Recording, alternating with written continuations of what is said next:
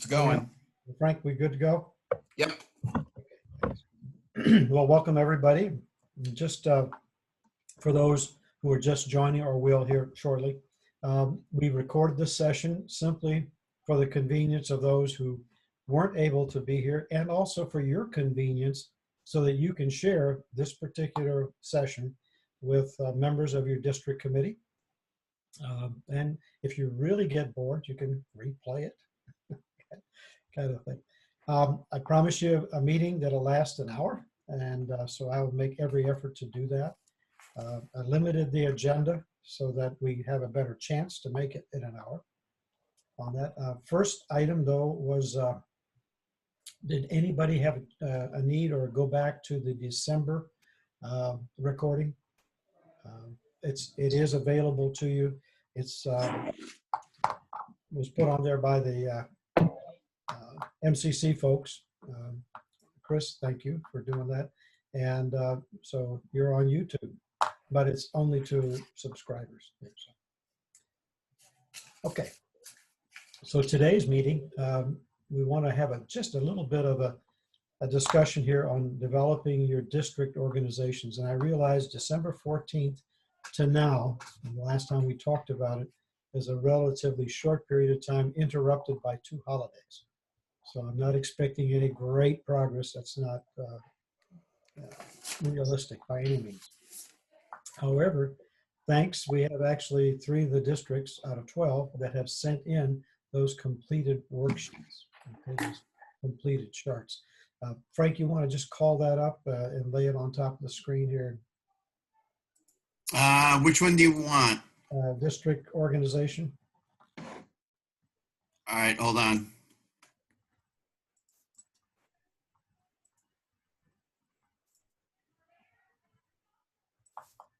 I didn't know I was going to have control, otherwise I'd have set up for it.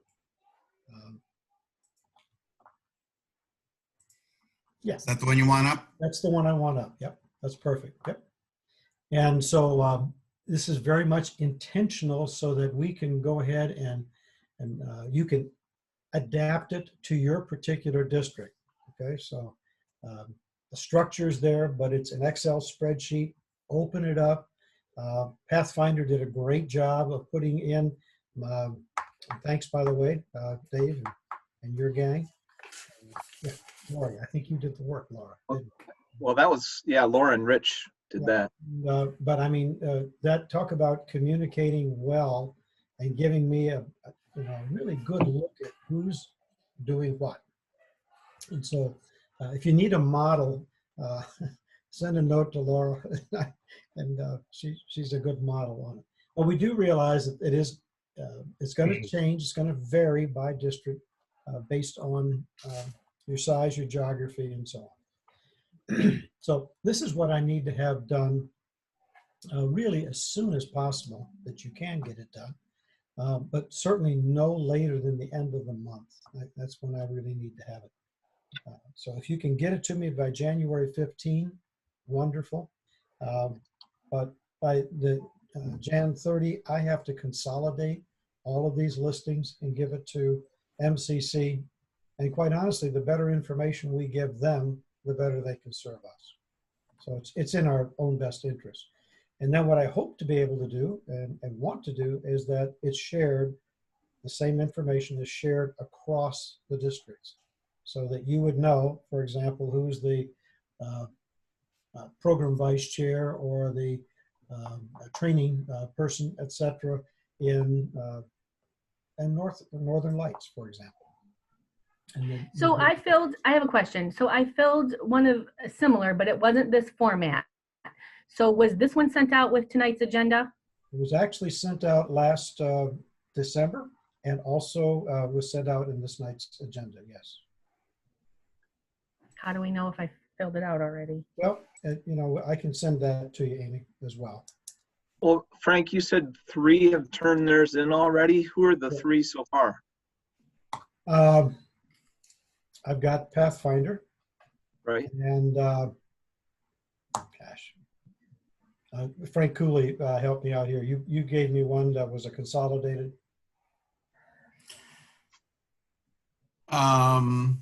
Shoot. I was trying to think if we had one from Eagle Spirit. Yeah. I know we had the org chart from Lakeshore and Eagle Spirit. Oh, we had a list from Nottawa Trails that I thought Tom had put together, I thought. Yep, Tom Savitz. Yep. Okay, So I'll work on it. Hey, Frank, I sent you mine this afternoon. I sent it right to you. Just, hit reply. So Okay, you have Wabino's. well, there you go. That's 3, and I didn't have to scratch my memory too hard. All right, sorry. I filled this out in a similar way for a couple, I filled it out for the council commissioner and I don't know, someone else, but Yeah, I you will. know, and I had a talk with them today saying we need to get a way to get this information without driving you guys crazy. I mean, good old Microsoft Access, a simple relational database. We put in the information about our people. They were relying on National to be their database for a long time. MCC was, and the service councils. National's not doing a good job with that these days for a whole variety of reasons, particularly as they're scaling down. So it's really going to be up to us to make up our database. But to the point, Amy, we should be able to pull as a request, give me all the program people. And that's just its own chart. And Derek has that. And he's fine with it. And then the district commissioners, they could pull their chart, etc., without having to go and create new databases. And so what you've been filling out is well-intended, but I know it's pesky. And it's not any fun to do the same stuff over and over again. All right, well, I'll look for it and get it to you for Was that Shoreline. a fair characterization? Hey, Frank and Frank, instead of having everyone fill out this form, wouldn't it be easier to share the full spreadsheet like what I sent to you guys and have them fill in the blanks? But you'd have to add, membership and development, popcorn or whatever. But because that spreadsheet's got everything in here. Very similar, yep, exactly. And Instead of filling out a form and then having to read data, put it on a OneDrive and let everybody fill in their own data. I got a better suggestion. I got all my information off of the roster. I went to organizational manager in my scouting, got my roster, did a filter by everything not a merit badge counselor, and then I picked the names off. So if you were to add a column in there for any of these positions, we could go in and enter it and you got it. So we wouldn't be copying data from one computer database to another. Why don't you just tell us, add the one column in my district roster for these positions, and I'll be done. And then there's no data error stuff, cut and pasting errors. And that's what I want to prevent, because whatever you create, you got to maintain. Right, but that's maintained. The district roster is maintained by the professional scouters on who's registered, who's not, and all this. So that thing is always current, up to date. And the only thing that could wind up getting out of date, if I have Biden Powell as Scouts BSA Vice President membership, then if he no longer is in that position, that might get out of date. But then all I have to do is periodically, once a quarter, once a year, whatever, go through and tag these positions to a new column, district position. And we can just add that in a heartbeat, Right. rather than two databases. Because now what's going to happen is they're going to get out of sync, and we're going to have to maintain this database Okay. that's already being maintained by the council. Well, the trouble is, because all you're doing is adding one column. it really hasn't been maintained by the council well. That's Let me just ask, because I'm still new to all of this. So if I have decided that I'm, vice chair of development and somebody agrees that I'm in that position, I fill out another adult application, I put that on it, and I turn it in. So then how, in my .scouting account, does that position get added a lot of the positions that are listed on this chart are not necessarily listed per se Right. in my dot scouting, unfortunately. You will have some like the training position, things like that will show up, but it won't say popcorn kernel. It won't say, join Scout Night chair. It'll say a membership person, but it won't say what area of membership you're working in. Hey, So a Hey, district Frank. committee just assigns people to those, but you don't have to fill out an adult application to No, become one of and quite those. honestly, when you fill out another application, it has the potential of creating another ID number. And we have Oh, some. yeah, of if you don't put your ID on it, yeah, it has to have Yeah. your ID. Well, and some of you have multiple IDs. And that's problematic for a whole lot of reasons too. Hey, Are you- Frank Cooley. Yep. This is Kevin over up in Ojibwe. I know most of my district board are all labeled correctly in the system. We've got position codes for virtually every position that exists within a district board for training chairs, Scouts BSA chairs, Joint Scouting Night chairs. National has this as a position code list. I don't know about a James E. West fellowship person or some of the more unique ones that we are individually come up with. And our registration team does a very good job of when you submit an application, if your number isn't attached to it, they look for it first before they just plug you in. So duplicating numbers isn't correct. So I don't know if this has been a common problem, but I definitely know it's within Water and Woods. That was not a repetitive problem that we were having up here. So Frank, help me out here. Can we pull the rosters and then send them back to people and say, are they correct or not? Well, I mean, every district can pull their own roster. We could pull the roster for them. We could send it back to them and say, look this over, see if it's Okay. correct. Every one of the field service councils was doing something a little bit different, which is why, Kevin made the remark of how theirs was. Most of President Ford's was not set up that way, and I don't think Southern Shores was. So it's probably good to spend this time as a side conversation rather than spending a lot of time on this, and I maybe agree. No, You and that's fine. Derek? I'll fill it out and send it in. maybe you and Derek get together and talk, and I can work on pulling the rosters for you. Well, And Frank, this is Bruce from Northern Lights.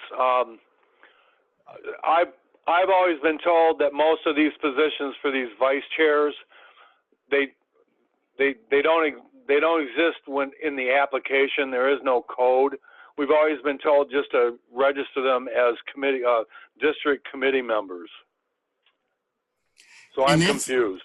And that's what we were telling people in President Ford, register them as members at large. And then in the My BSA, some districts would go in and then identify this is the training person, this is the membership person, and so forth. So that's why I said each of the field service councils handled it differently.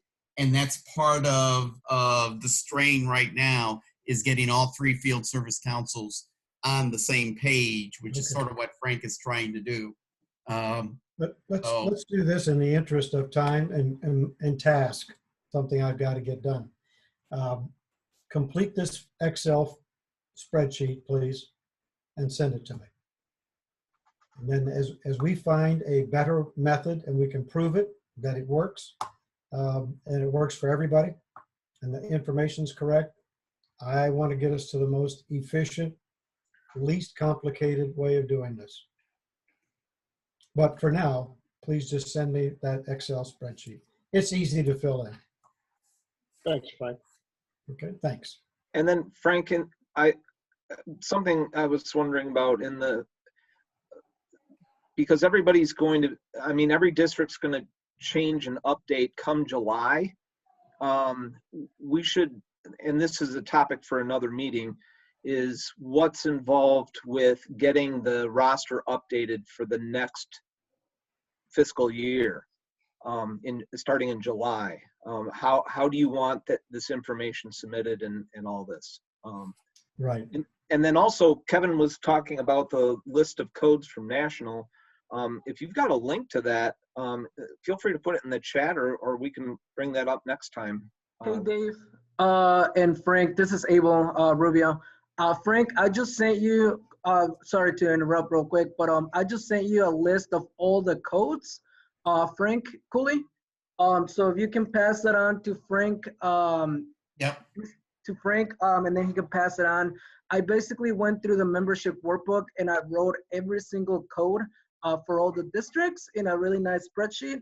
So that should help out with that. Thank you very much, Abel. I appreciate it. So I have another question. This is Bruce. So if we have people in multiple roles, if they fill out a new app for training chair and they're also a ADC, what's going to happen to the ADC part of it if they fill out a new app? They'll be listed twice on your district charter, once in the commissioner function and once in the district function. There's a number of districts that have people in both areas. Okay, it won't take out the ADC part, right? No, it'll list them twice. Okay, thank you. Okay. Laura, you're on mute, so I couldn't hear you. No, All right. sorry. Item C there, let's go back to the, clear the screen and let's go back to the agenda, please.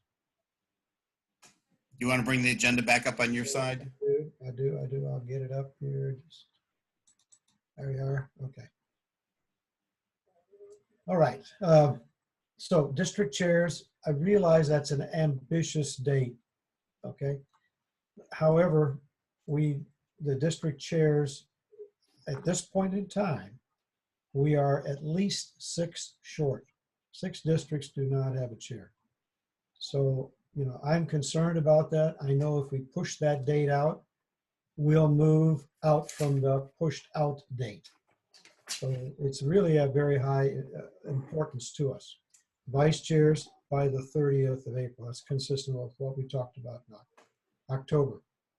What I would like to know is how can, if I can spell correctly, how can I help you in doing this? So I'm really inviting district commissioners to be partners with us on this. Let's find somebody who is a district chair who you feel comfortable working with, you want to work with, they want to work with you, and that they can serve in that leadership role. And let's get that level filled. Continuing on with vacancies won't help us in the long run. Hey, Frank. Yes. Paul Donovan. Just real quick, what I did was like a polling to try to figure out how to get a district chair, because I'm coming up on a term limit here. And what's happened is a lot of us are siloed. And what we really need is somebody who knows the community leaders and the church leaders and people who know everybody. Like me, a guy who worked at the nuclear plant, I know a bunch of old guys at the nuclear plant, but reaching out for people gets, everybody's 1,000 years old. So when you asked, how can you help? There's a lot of people in the professional areas of scouting that know, say, the congressmen, they know the staffs, they know the senators, they know the mayors, they know people on the councils and all this. And what we really need to do is to be an effective district chair, that person's got to have ready for this, Rolodex that would knock your eyes out. And the problem with some of us is that, I started asking people, and they literally don't know anybody. I mean, they can count some friends and people on one hand, but you need to have somebody who knows everybody. And when I was over in Illinois, the guy was the son of a fairly prominent politician. So that helps. That absolutely does. And when we are in that cycle next spring, next summer, when we're looking at nominating for the next year, that whole nominating process should identify people as you just described. And in the ideal world, that's really, you're correct. But do remember that as we've changed the organization of MCC, we do have this development team, and it's taken a lot of the development responsibilities off the district chairs. So in the past, where this person had to be so well networked, it was oftentimes because they were also fundraising, and that was one of their prime jobs.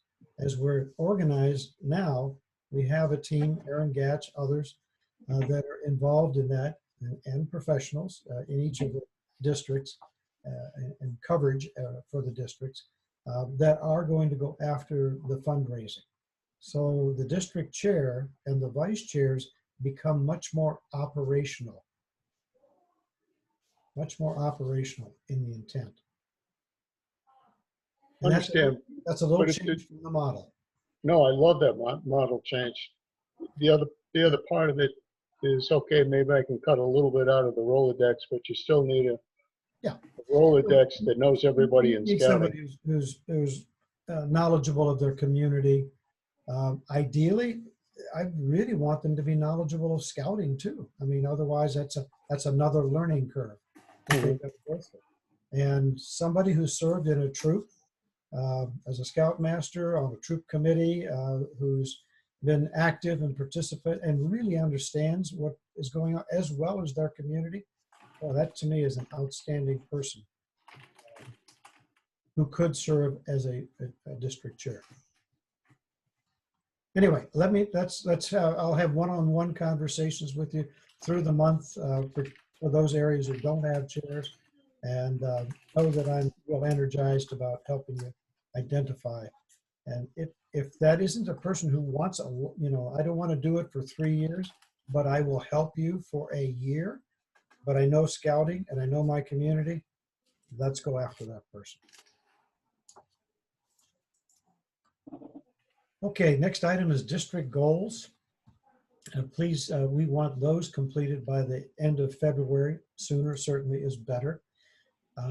Focus on 3, no more than 5. I'm recommending you focus on 3 and get 3 done. But these are goals that you would commit to be doing, okay? Sadly, over the last several years, we've set goals and failed to meet them. And that's become a habit. And so we really want to change that. Let's set a goal that we can actually achieve and stand at the end of a year or a period of time and be proud that, yes, we accomplished it. So it's up to you to write those. I don't know enough about your area. I can see some things in terms of positions filled, et cetera, but you know in your own areas what those goals should be. The SMART format, many of you know about this from other walks of life that you're in: specific, measurable, achievable, being realistic, and time bound, right? That the goal has to. So if a goal has those 5 components, it's a good goal. So I have a sample of one that, Frank, if you'd pull it up here, please.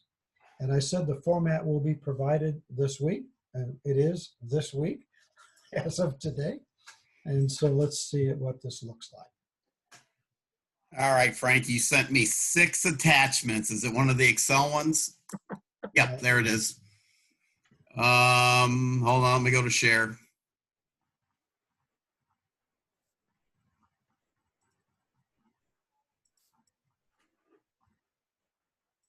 Yep.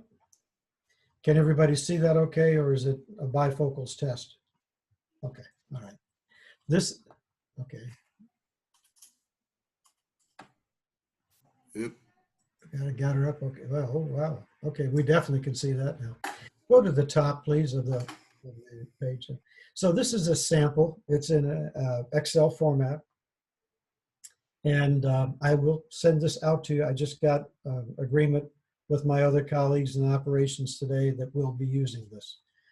So simply put in your district name instead of sample, okay? And then as you scroll down, give me just number 1. That's good.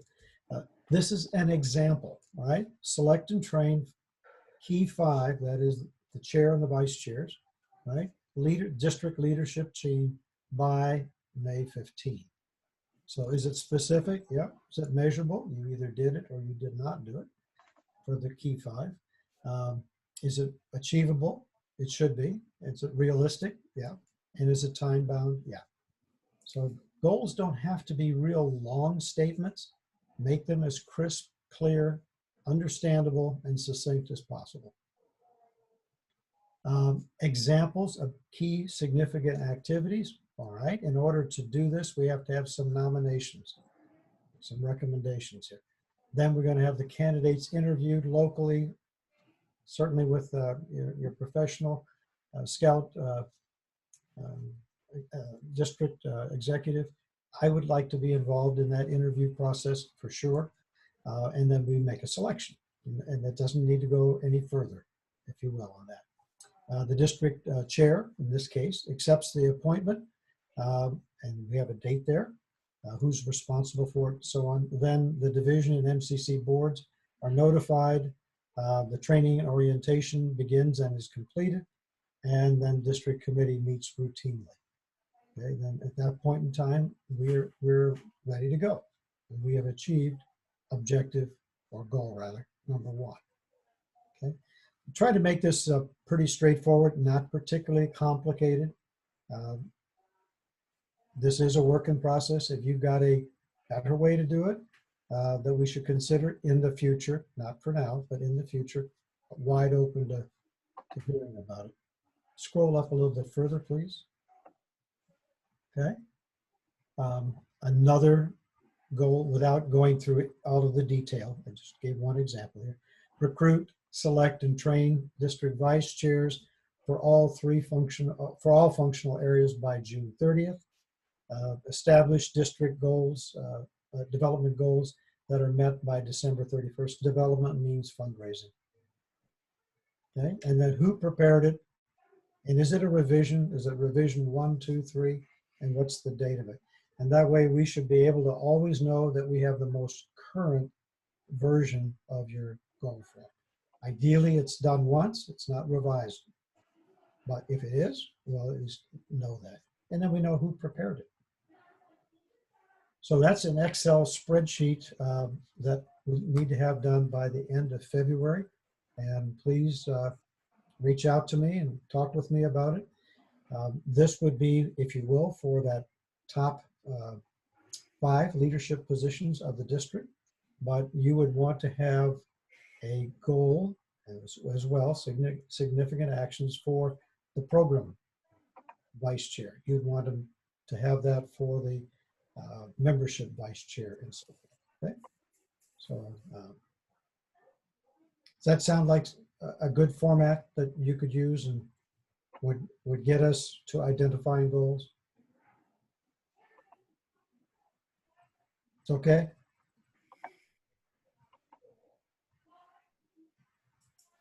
The applause is deafening. I get it. All right. Let me go back to Frank, there was the question from Laura about, are you looking for a training that's different than what National would be offering online? No. No. That's, in fact, really, Frank, that's all we have at this point, isn't it? I mean, I'm not aware of any other. Yeah. Now, over time, and as National starts to transition more and more of its support to councils such as ours, we'll probably need to develop something that says, okay, this is how we train or orient our district committees and our district leaders. But at this point in time, we certainly don't have that. Okay, point number 3, youth protection. Okay, districts are really, for the most part, not managing this responsibility. Councils had been, and service councils had been. They would go out and chase down the people who hadn't done the YPT training and get them current. Well, that's gone into disrepair. Yep. And the field service councils don't exist anymore. YPT has gotten to become very, very, very important to us as an organization. And I don't need to belabor, the national bankruptcy, the legal proceedings, and all of the kinds of things. And having our entire council, certainly our division of it, having all of its adult leaders current in their YPT is extremely important to us for a whole lot of reasons, okay? It certainly is beside being the right thing to do, being responsible, it has a legal aspect to it as well. So what we have to do in the MCC leadership has said, okay, divisional operations, in this case, Steve Harris and Jim Trask and Craig Nowakowski, you're designated to correct this problem. How big is the problem? Out of all those volunteers you see, somewhere between 2,500 and 3,000 across all of MCC are out of date or have not completed. So it's a significant problem for us. I have an attached listing, shows adult volunteers that have expired. I did not include that for you. I will need to get that listing to you. I found as I looked through the listing, several things. And one of those is multiple entries. So if somebody has registered national, they've registered in the council, they're going to have, and some of us have, up to 5 different ID numbers. So Dave Gordon might be, and I don't know if you have single or multiples, Dave.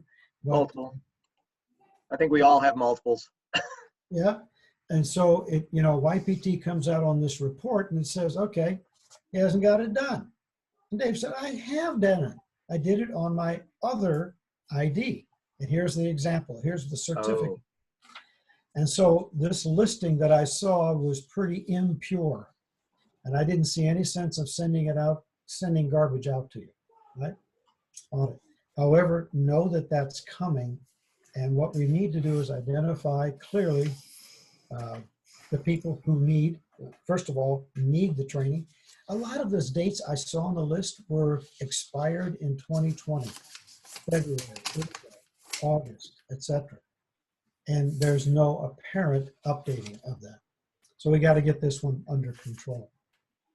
The council has also said that each district will have a youth protection champion. That's the terminology to be used. You will not find a code for that. Okay, there's no BSA code for that. However, there'll be a youth protection champion or leader at the divisional level, and we need one in each of the districts. Where would it fall organizationally? Under your training, right? In programs under your training. So what we need you to do, and I really need this by the 30th of January, because there's actions that will be taking place immediately following the 30th. Who is going to serve as this youth protection champion in your district? And then also who is your district training committee leader, coordinator, whatever term you use. And so those 2 people are going to receive information. They're going to be contacted, but they'll be the folks who, in a sense, are the boots on the ground going after this problem and getting it solved for us. I have a set here, send me to me using the attached form. I did not send you the form because the form had all kinds of other stuff on it that I thought would just be a pain in the neck. So send me, I only have 12 districts, send me 12 emails, each containing 2 things. Who's the coordinator and who's your training committee chair. Steve Harris has the responsibility, the program lead on this, and I will tell you in good lawyer detail fashion, he's going to be going after it. So, questions about that at all? Well, This is Laura. I have a question. go ahead, Laura. When we were the field service councils, the training team was responsible for making sure that YPT was done, even though we did have YPT champions. And it just made it, I don't know, in a way it made it a little easier. It was during the time that I was training chair to just follow up and get as many people to renew their YPT. So from what you're saying, I take it that the YPT champions' responsibilities are going to be a little bit different. Before, they were told that they couldn't be involved in training, and that it was up to the training team to do the YPT training. To the best of my knowledge, they will be involved. Okay.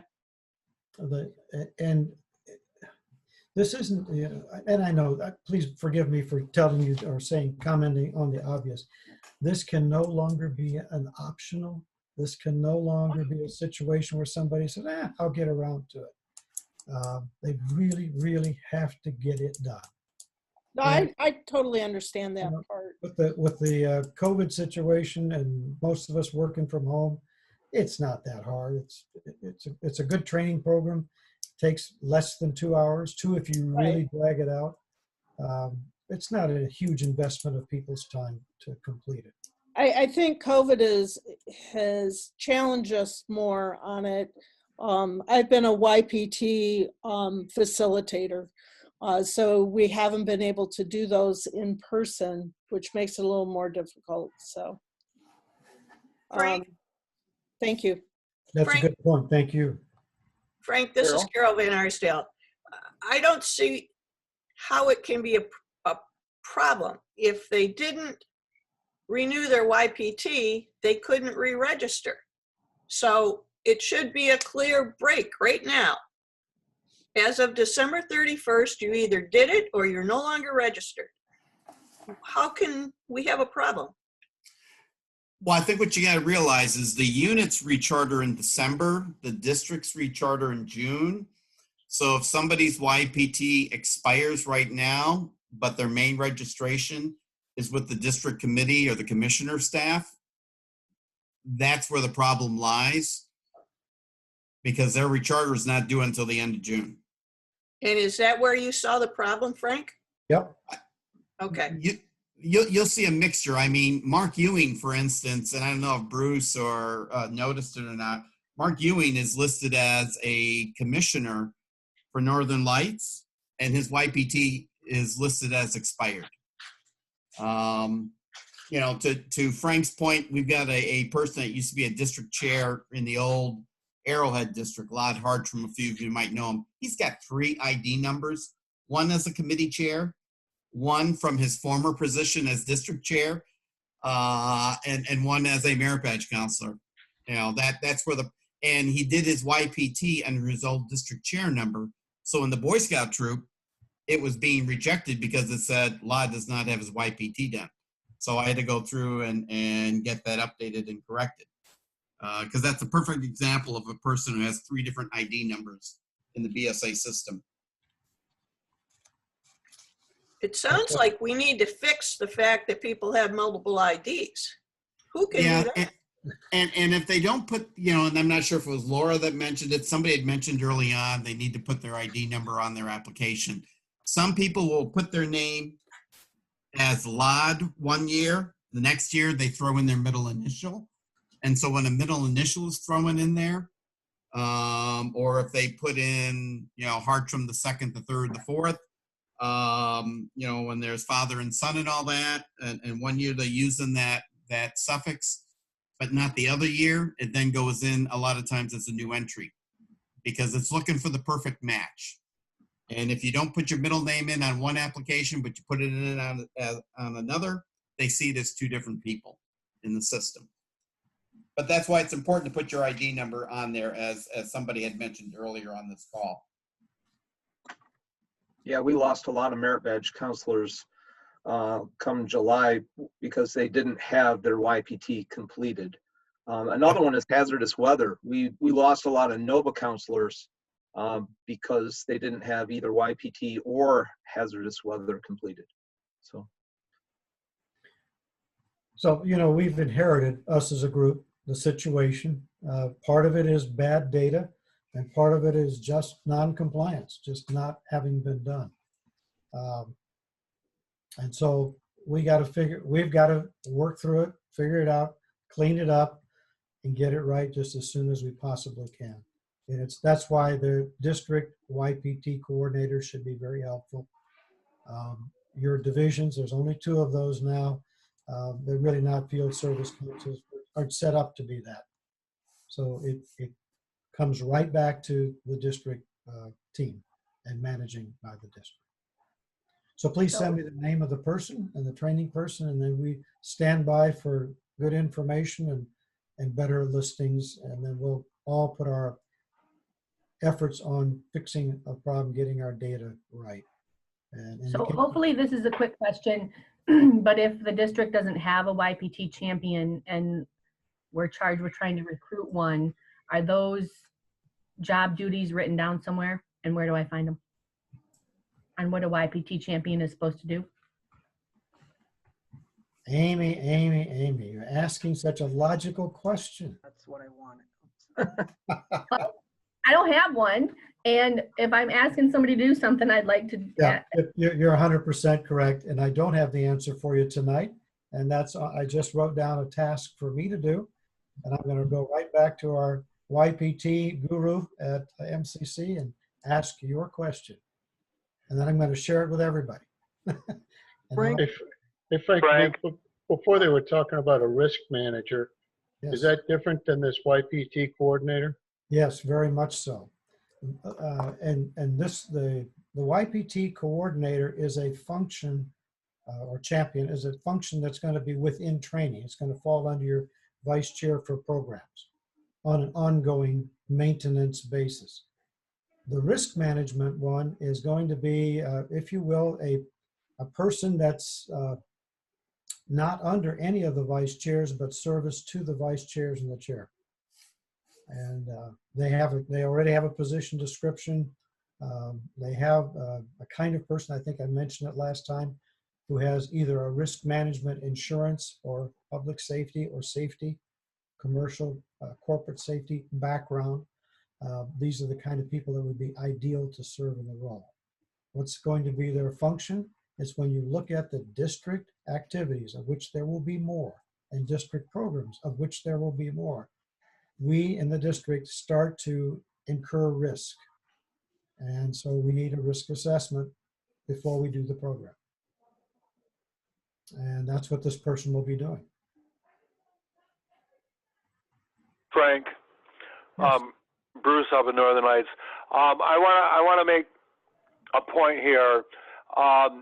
My district training team spent 2 years getting all the training done that we were told we had to have in order to be trainers.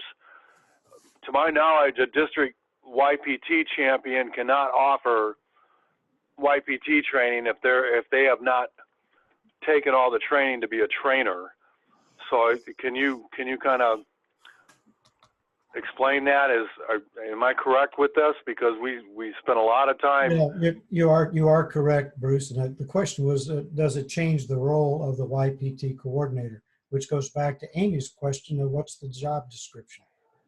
What is that alike? And that's something I need to get back to you on. Would the YPT coordinator, or champion rather, be involved with the training, and to what extent, to be determined? Okay.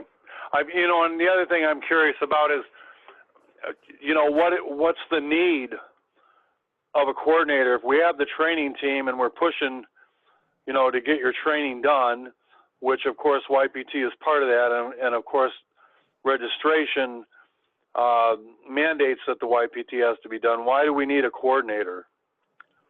It's MCC's emphasis right now on that, and that position, or that coordinator function, or the champion function rather, might go away if we get it under good control. But right now we're out of control. We don't have good data. We're not certain about who has and who hasn't. And we couldn't stand tall in any court and defend ourselves. Okay. Thank you. Yeah. Frank, this is Carol from Yeah. Ojibwe. Is it true that we cannot have a Zoom training for YPT? I am not aware of that, but I'll ask that question for you. Thank you.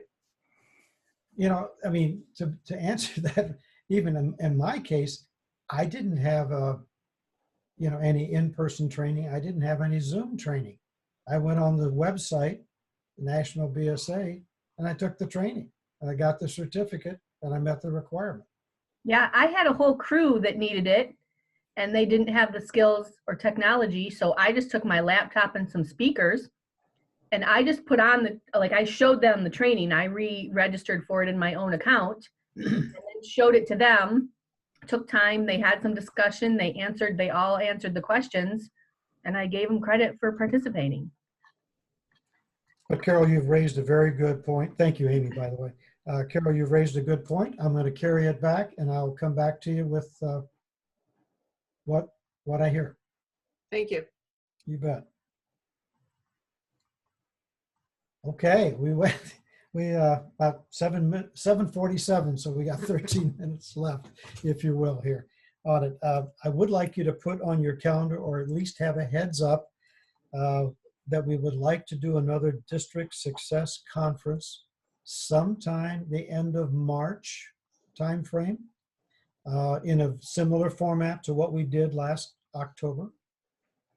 It is a follow-up to some of the things that we did last October. It's not going to be a repeat of it, though. It's going to be a continuation.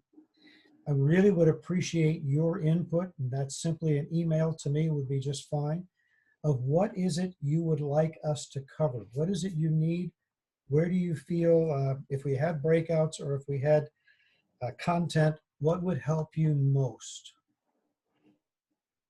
Okay, as opposed to us making that decision. So input for that. The date has not been established yet. Probably going to be established within the next 3 weeks, but I don't have it for you yet.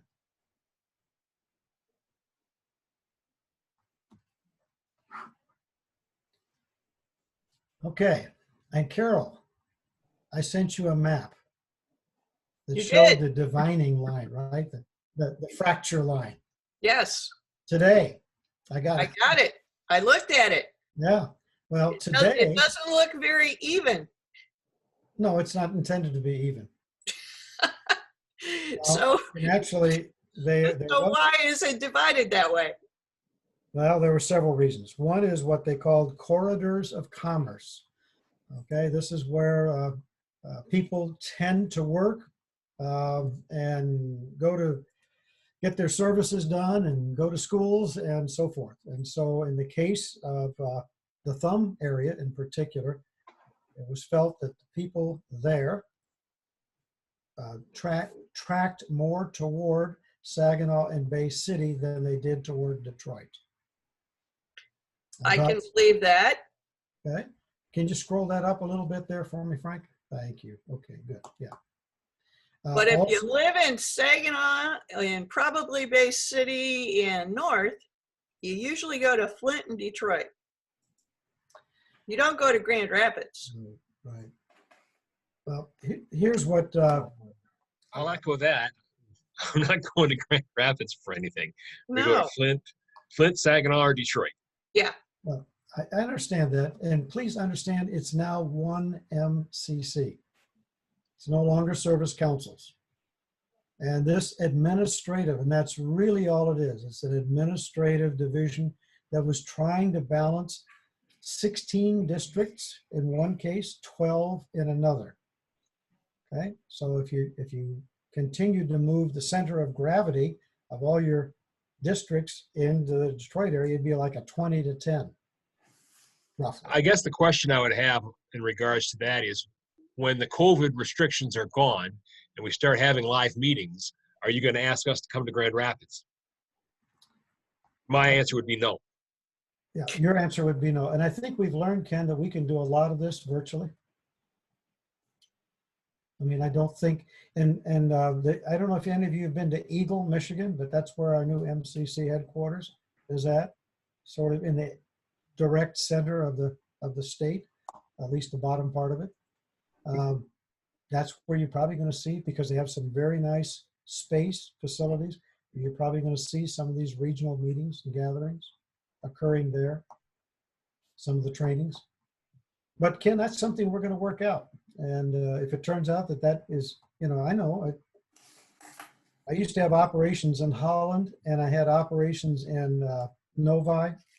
And I crisscrossed on that wonderful road back and forth so many times, and spend 2 hours, 3 hours in a car each way. So I have great understanding for you. And we're going to figure that out. We'll Hey, just Frank, real quick, Paul Donovan. I'm a member of the ASME code groups, and we're into, we used to meet, in all kinds of locations for a week and all this. What we've gone to is Zoom meetings, and what we're finding is we get better participation. And even now they're talking about when the COVID restrictions are over, if you will. We're going to probably stay with either Zoom meetings or Zoom hybrid meetings, where you have some of the people will come in by Zoom and some of the people, or bring Central or whatever, and then some of the people will be there. And depending on where the meeting is, so if we have it up at Cole Canoe Base, I'd expect Shoreline and Scenic Trails to be there in person, whereas I might Zoom in. So if we could do it, if in our planning, we plan for hybrid meetings, that would make a lot of people kind of happy, so they wouldn't drive 2 hours for a 1 hour meeting. Thank you. And that's a very good point. These meetings that we'll have monthly, I'd have no intention of gathering us in one spot. I want to do it virtually, just like we're doing it tonight.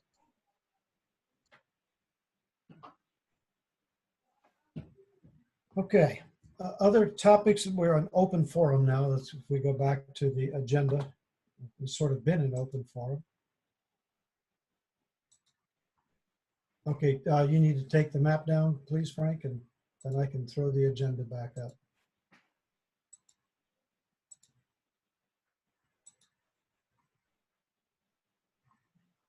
Okay, so we're in open forum. Other topics, you brought up many good ones. The YPT training, is the champion going to be involved in training? Why is there even one necessary when the training teams have been functioning or will be functioning? All good questions I don't have answers for. The suggestion on the meeting, teams, hybrid, Zoom training is another one. So thank you. Lots of good questions, lots of good input, and I'll carry it back for you. And we'll hopefully get you some good answers. Other open forum, other items that for the good of the cause you'd like to bring up tonight. Hey, can I do a call out? Thank you to Frank for helping us with some registration questions, rechartering questions. He responded right away. We were able to clear up rechartering for 3 units in a heartbeat. So I just want to call out and say thank you. And also, Frank, I really appreciate your patience with some of us district chairs. So thank you very much. And I also appreciate Frank and I have been working since, what, 2015 together on various things, and first as district chair and then later on this role and then the morphing of this role. And he's been a very reliable and dependable resource always for me. So what comes with being a veteran, right? I tried. Dash marks are on your sleeve there. Okay. Anything else for the good of the cause? Yeah, Frank, I'd like to bring up one point that I have, kind of a big peeve of mine. When are we going to see an MCC document that has all these job descriptions for all these positions that we're supposed to be filling? Good news. I've got that, and I will send that to you. Thank you, sir. Yep. Yeah, I have them off to you. They're on my PC. Super. One question I get answered tonight. This is great. Well, maybe 1.5. Anything else for good of the cause? Okay. Our next meeting is scheduled right now for February 1st. That's the first Monday. That's still okay with everybody? Okay. Yours truly will be somewhere in probably Phoenix, Arizona that day. So I should be there, well, early enough that I can get all set up and should be able to do it on Ring Central there. If you're wondering why he keeps doing OM instead of ON, it's because I've got a faulty key on my PC here. So I have rubbed off the M and the N's and I get dyslexic fingers. And so that's why you get the misspellings. My apologies. I didn't show you the division officers listing, but that was a question that was raised last time. Frank, you may want to quick pull that up. There was a question raised, okay, who's responsible for what in the President Ford division? And that was attached to the meeting, information meeting notice. And got phone numbers and email addresses, and you're all set. Yeah, thanks for sending that out, Frank. So are all these positions, these are MCC positions, or these No, are this is division President positions? Division. See the top of the chart there? Right, but then when you look down, it says council officer, and that's what got me confused, so. Yeah, and I understand, and they have not scrubbed off the word council. It's division. Okay. Yeah, and Bruce Young is an attorney, and he's now working with MCC on attorney issues, but he still works with us too. He's still a council officer with us, or a division, excuse me, division officer. We'll get the vocabulary right. Okay. Anything else that you'd like to address tonight?